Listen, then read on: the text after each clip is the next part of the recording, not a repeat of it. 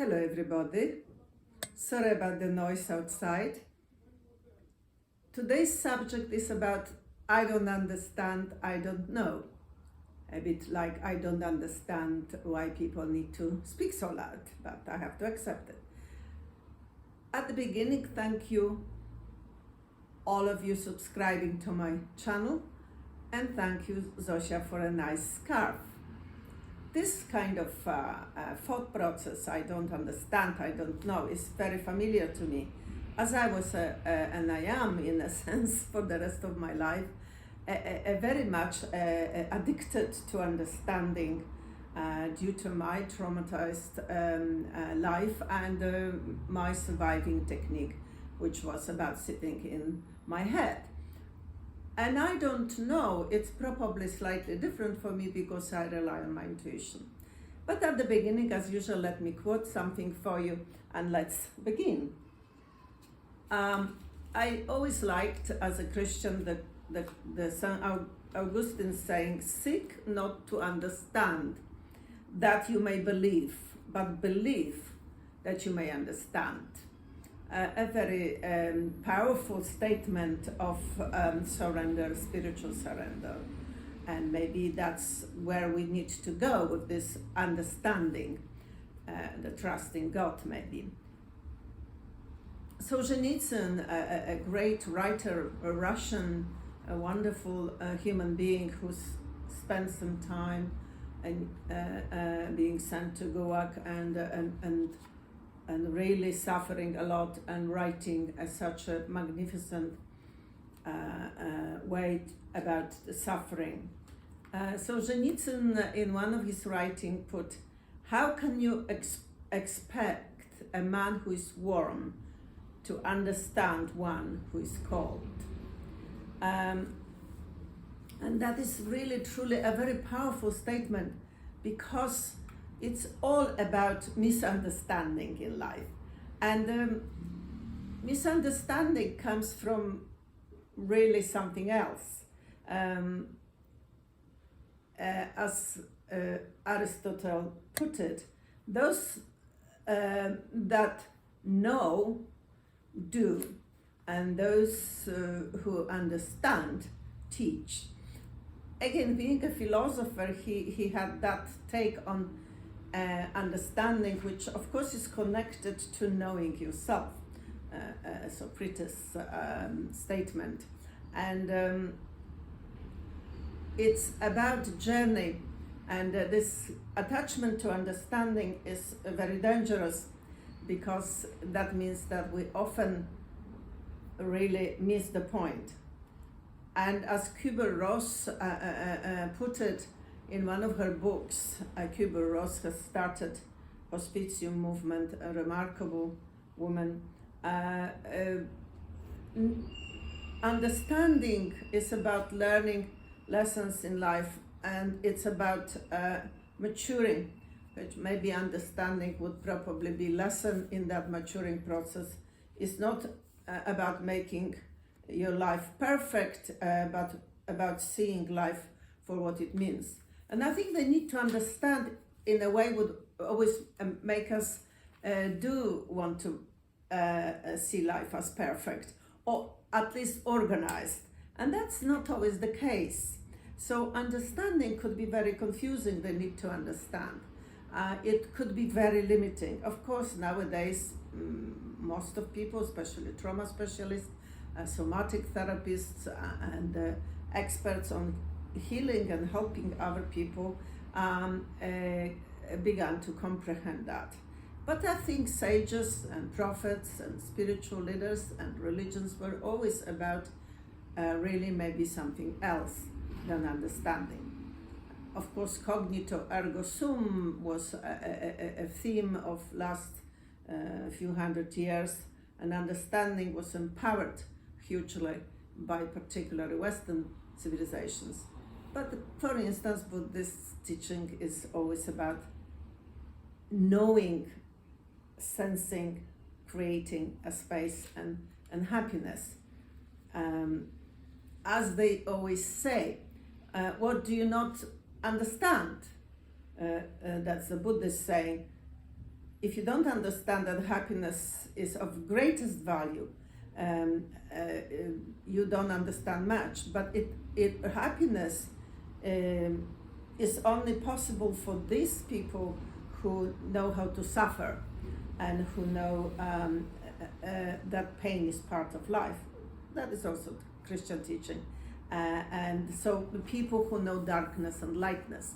And I think understanding philosophically is about lightness. It's about illuminating our poor brain.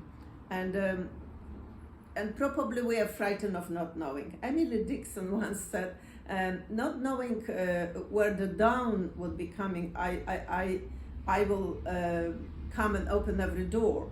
And that is being able to surrender to mystery of life and to not knowing and maybe not understanding. Because many people, most of us globally, don't know themselves, and therefore they don't know their abilities and follies and stupidity, mistakes, and greatness, and therefore they need to understand themselves or others would be futile, because how can you possibly understand anyone or comprehend what people are about if you are yourself a stranger to yourself? So being stranger to ourselves would be continuing if we only have a need to understand. But if we start with the statement, maybe I don't know, and go a bit deeper than that, it might be useful, because we come to our truths.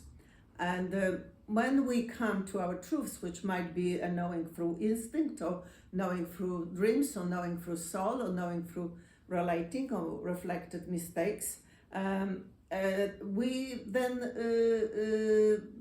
more connected to ourselves, and all truths can be easily communicated if we discover them, so to speak. So maybe the truth as such is not about only understanding, because the truth is complex, and it has to be communicated in a very simple and adapted through the mind language. But the complexity of knowing, it's something else. And I feel that this is a discrepancy between a need or almost obsession or addiction to understanding, the same way as addiction to perfection, and demands which we put then on each other, that we have to and want to expect everybody else to understand us. One of the writer once put it, maybe my intuition has, it was Nicholas Sparks who said it, maybe my intuition has been warning me about something I don't quite understand, but should not be underestimated. So understanding is a complex thing. Maybe knowing is even more complex, because it involves all aspects of knowing and all aspects of comprehending. Sometimes we don't have a clue what would happen. We don't know it, we don't understand it, and that is okay. So when we're very traumatized, when we're broken, when we are attached to one-dimensional thinking or dual thinking, as experts on narcissism would put it, we are actually missing enormous amount of understanding, really, an enormous amount of knowing, and that would ruin our chance of communicating in a relationship and in intimacy.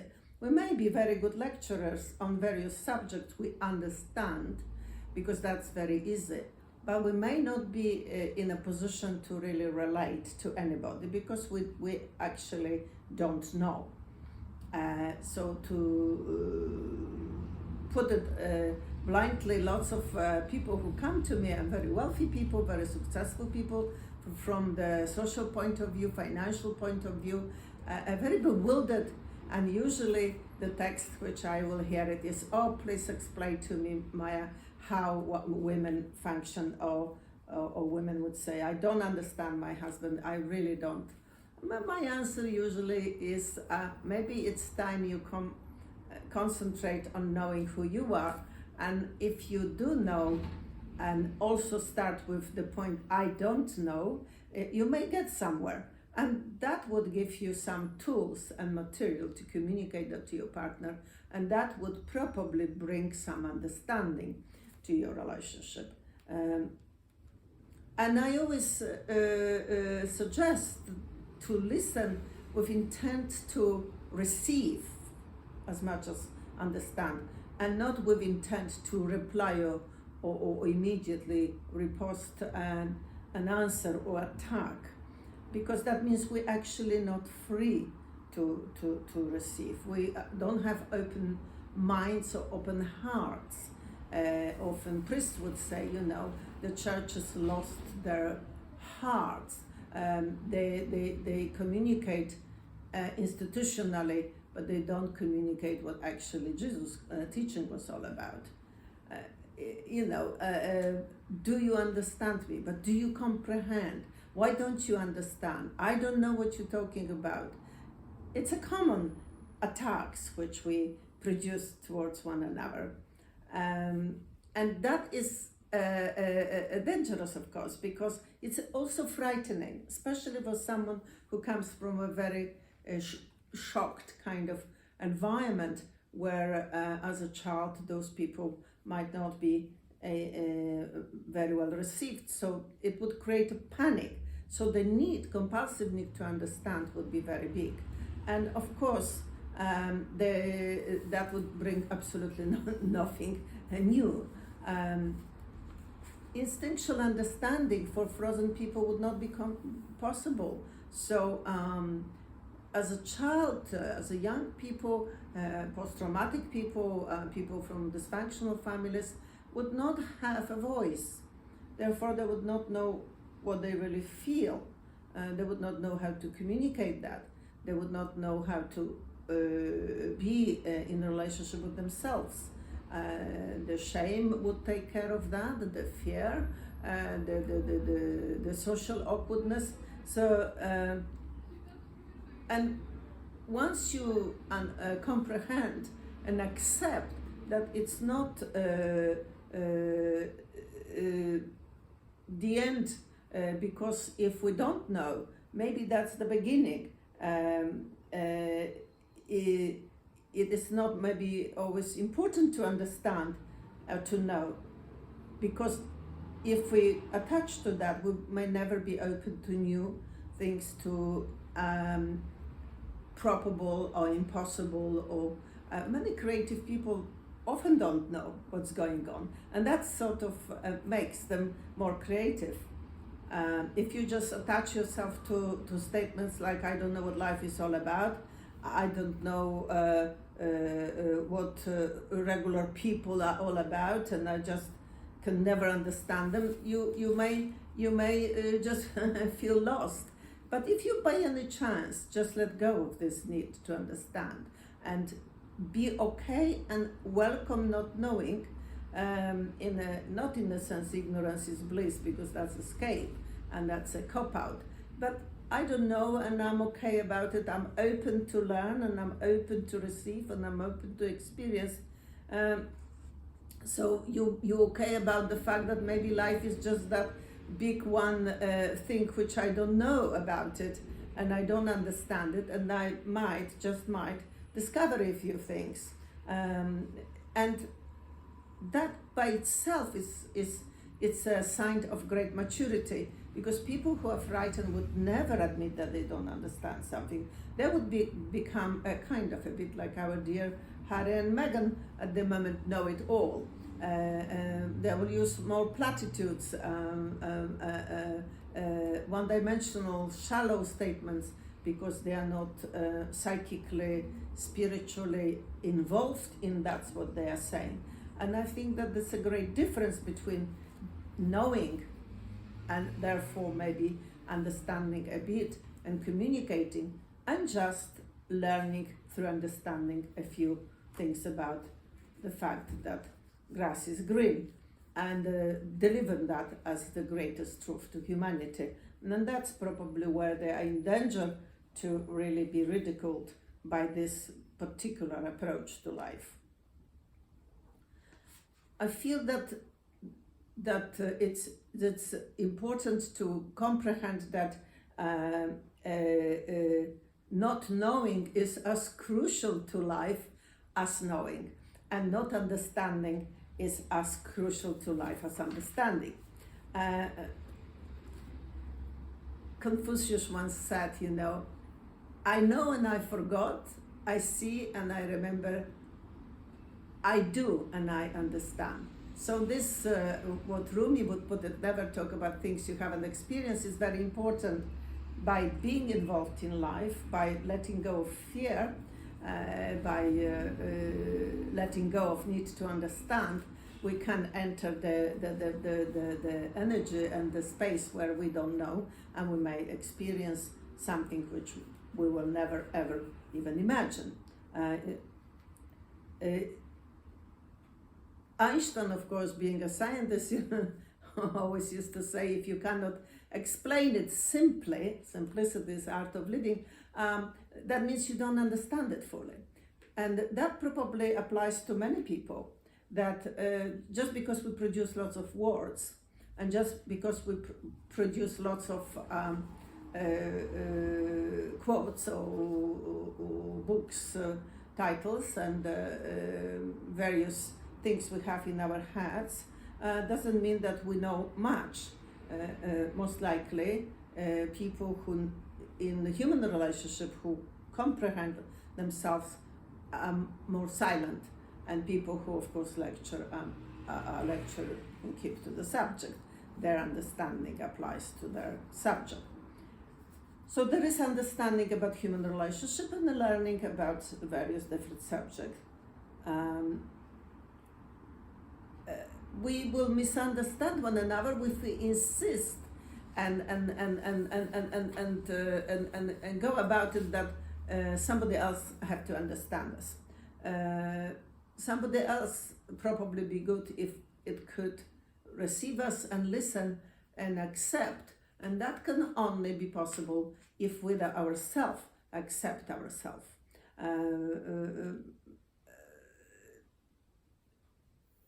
People very often who don't understand themselves, who don't comprehend who they are,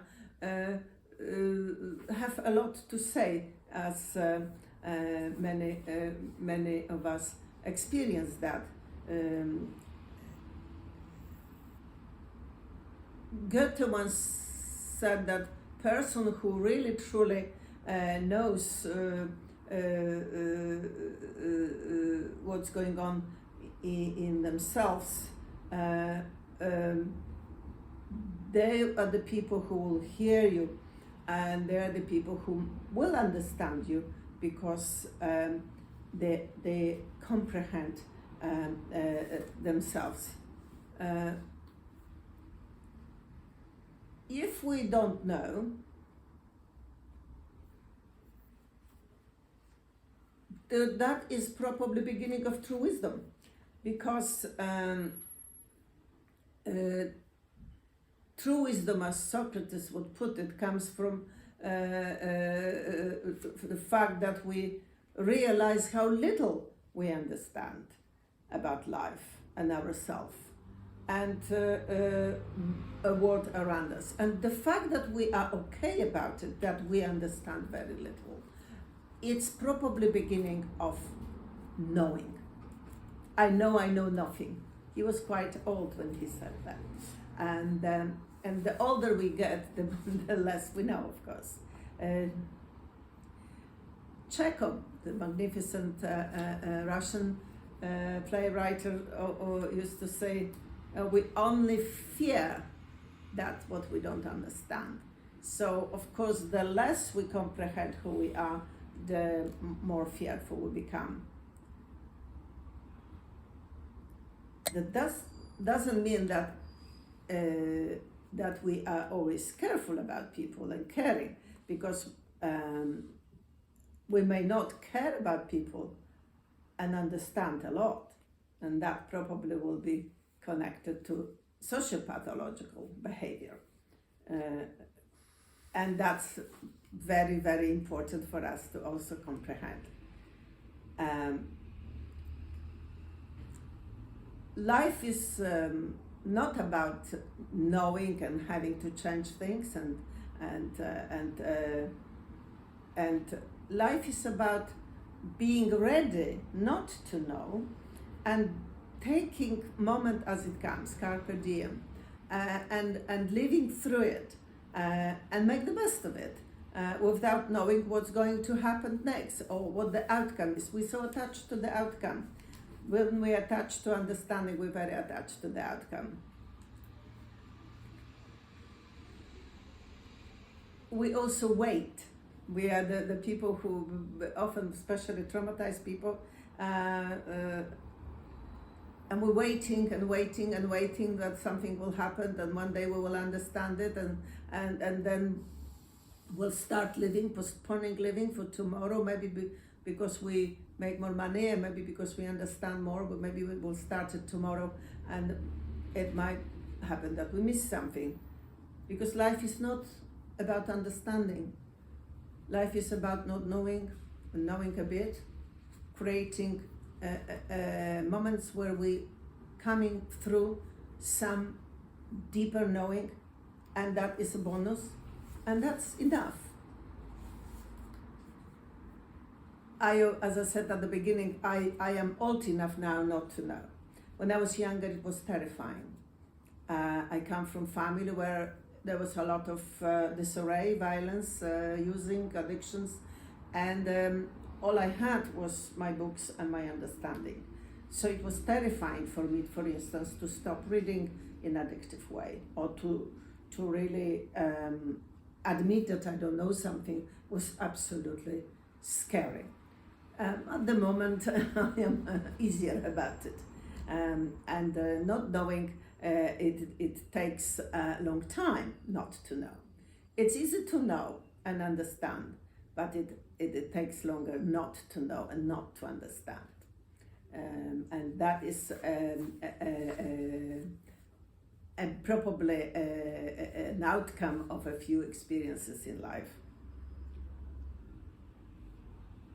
I believe that we can come to the level where the best thing we can do is to be a bit more out of balance, and a little bit scared, and a little bit maybe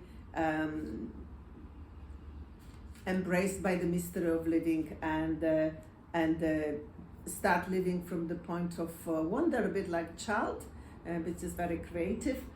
Jesus said the gate of heaven are open to children of God, and basically start life from not knowing rather than knowing.